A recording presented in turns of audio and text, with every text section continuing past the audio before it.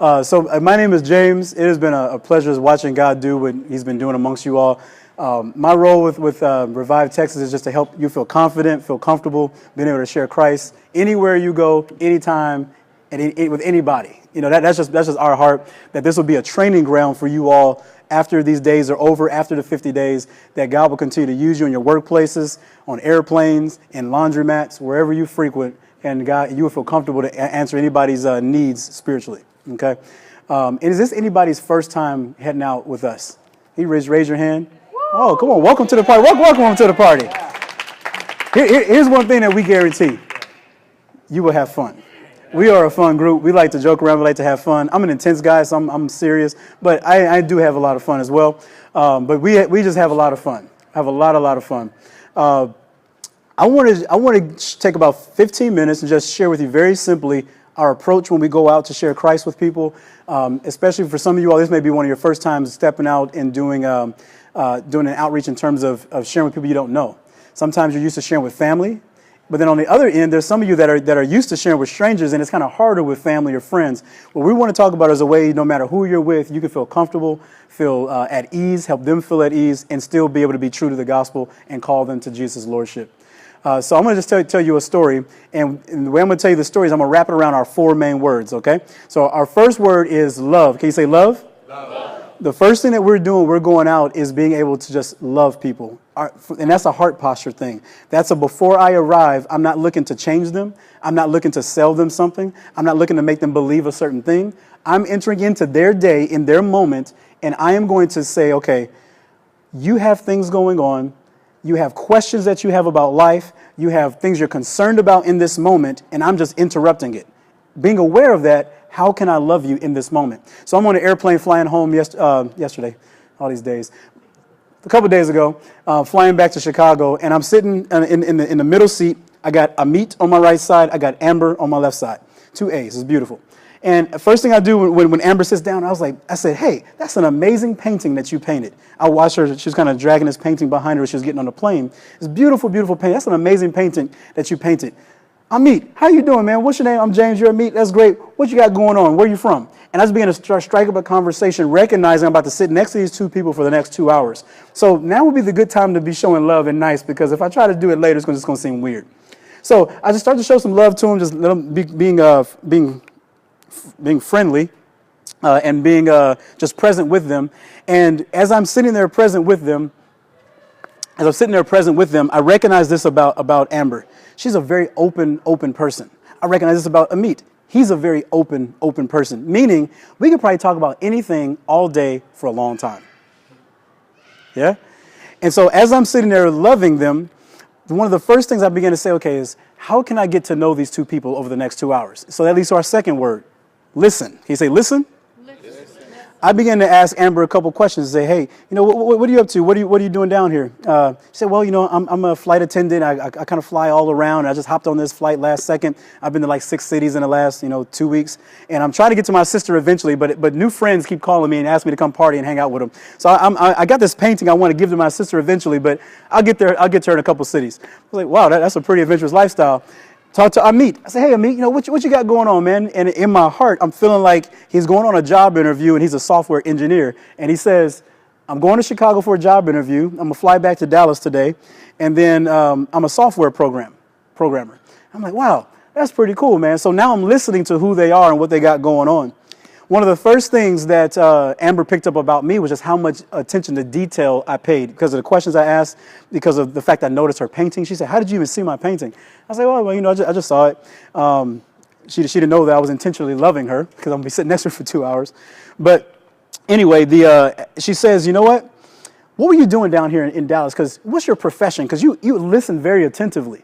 I said, well, I have a lot of friends down here in Dallas, and I just help people out. She said, well, you should be a psychologist or something like that one day because you're really great. And she said, well, what are these things on your wrist? I'm like, well, I'm down here for this thing called reviveTexas. Have you heard of reviveTexas?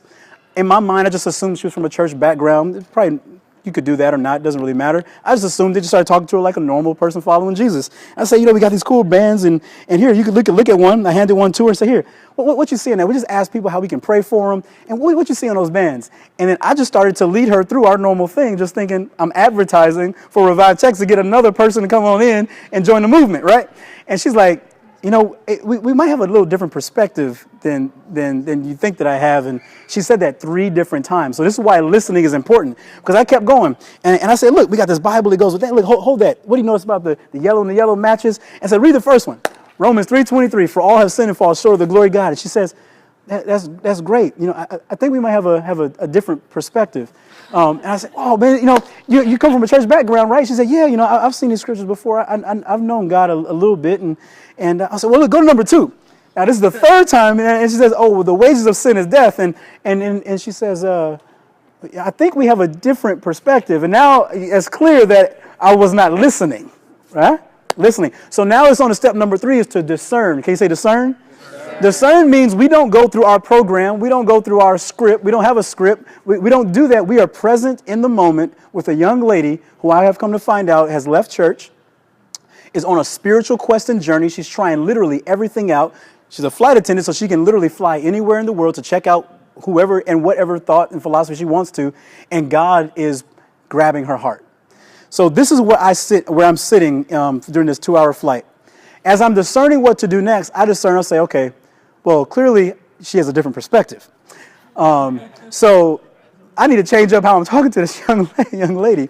And I just began to ask her more questions about her spiritual background. Say, hey, tell me about your background in church and spiritual things. And she began to talk about her spiritual mom and how she's a huge influence in her life, and how I remind her of her spiritual mom, and how she's always talking about the scriptures and sharing things that can help her grow in her faith. But there are some things about church that she just couldn't get down with. But she wants to know if there is a God, and she's a spiritual person. And so she's studying all the different books and religions. And then in that moment, she asked me, James, clearly you know this book.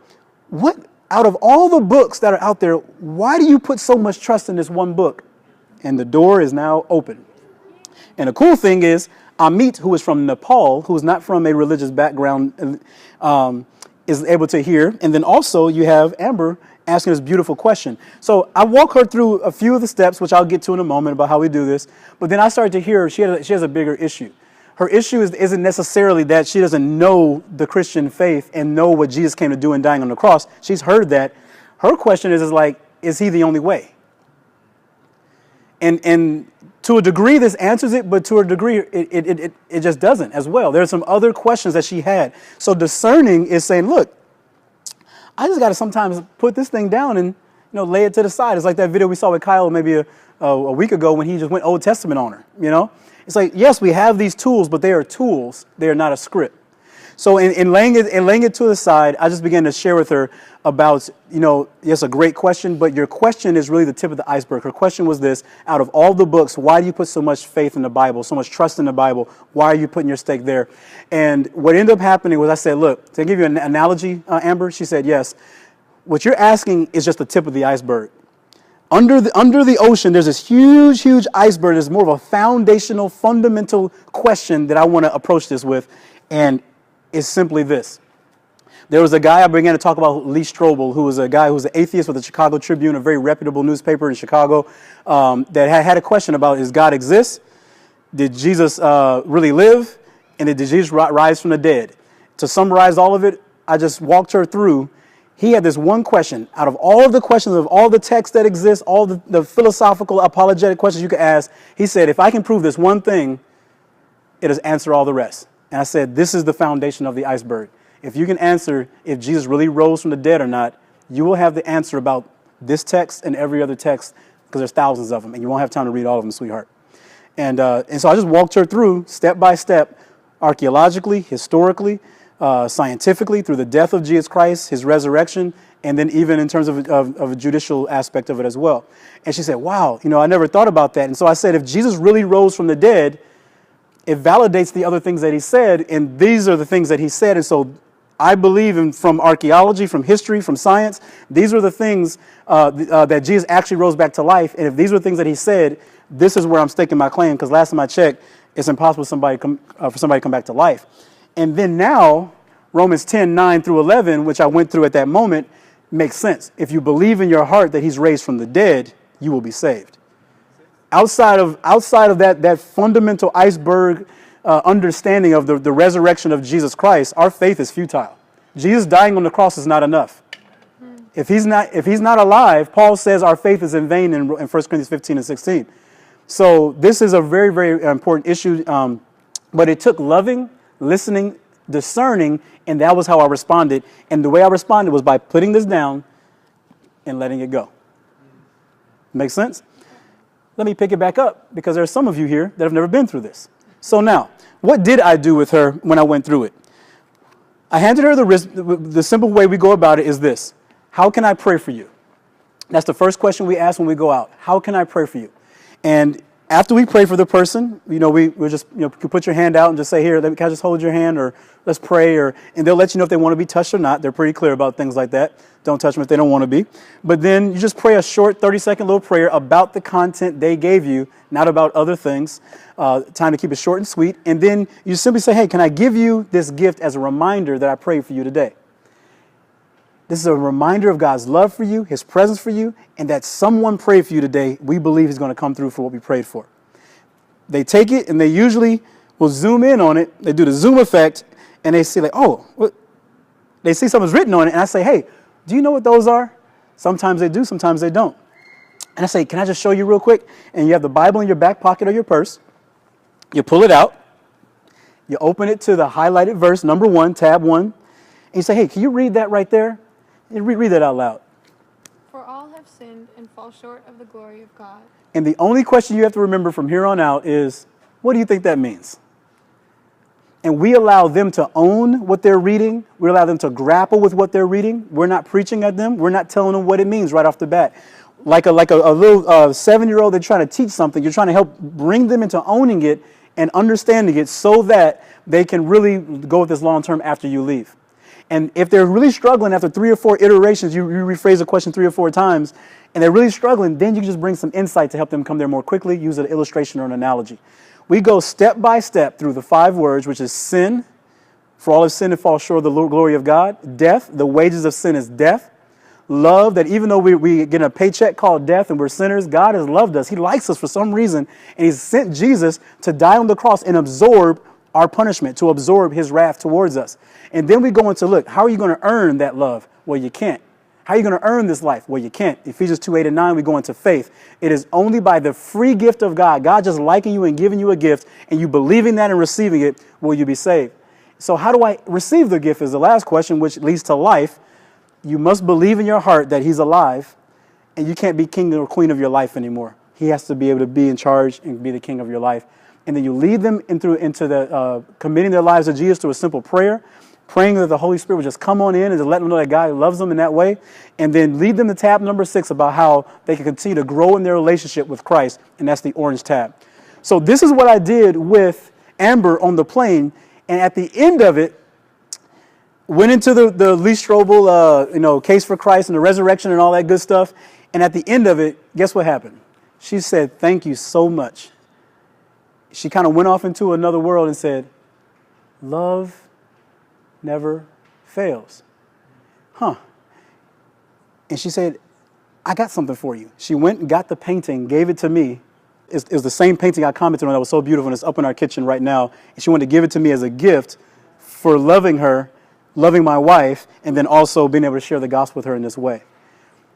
We get to pray with him for him to get the job. He gets the job, texts me right after he gets the job. And then me and my wife's favorite restaurant is a Nepali restaurant in Chicago.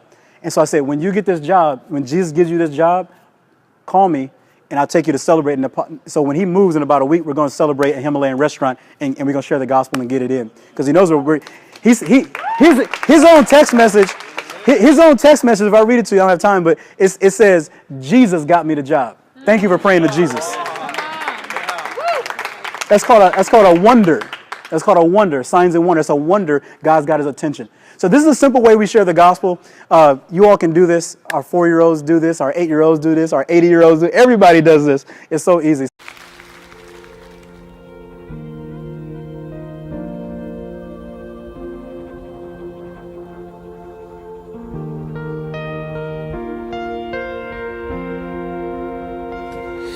just a